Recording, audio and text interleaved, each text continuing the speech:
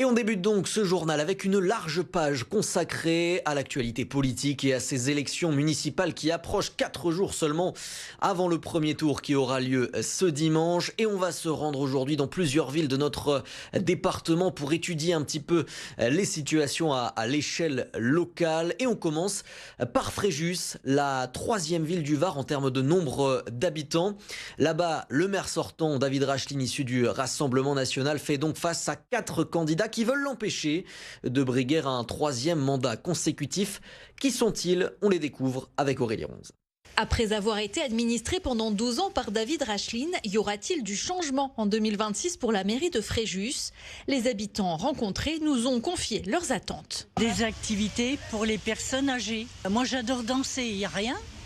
Il faut une voiture pour se déplacer, le taxi est trop cher. Je voudrais quand même que le maire participe plus avec la population, qu'il y ait plus de réunions de quartier, de ville, et qu'on puisse poser des questions.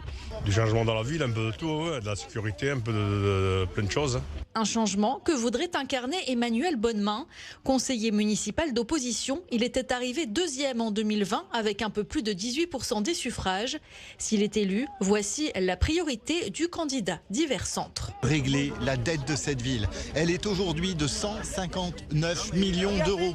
La priorité, c'est donc d'avoir une vraie politique d'assainissement des finances publiques et derrière, de faire en sorte qu'on vive du coup mieux dans Fréjus. De son côté, avec sa liste de l'Union de la gauche, la candidate communiste Christine Romano souhaite proposer une alternative à l'extrême droite de David Racheline.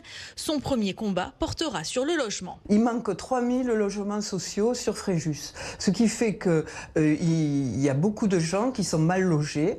Et il faut savoir que 18% de la population est en état de pauvreté par rapport à 15% dans le Var. Investi par les Républicains, Martial Cerruti mène une liste sans étiquette, mais avec des sensibilités de droite.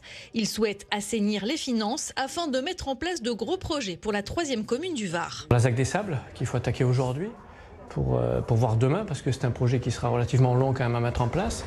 Donc il faut qu'on s'y attelle maintenant avec le projet de gare TGV, le palais des congrès, palais des expos, l'hôtel, et tout ça au milieu d'un parc. Paula Fassi est la 4e candidate qui fera face au maire sortant avec une liste citoyenne autour du développement durable.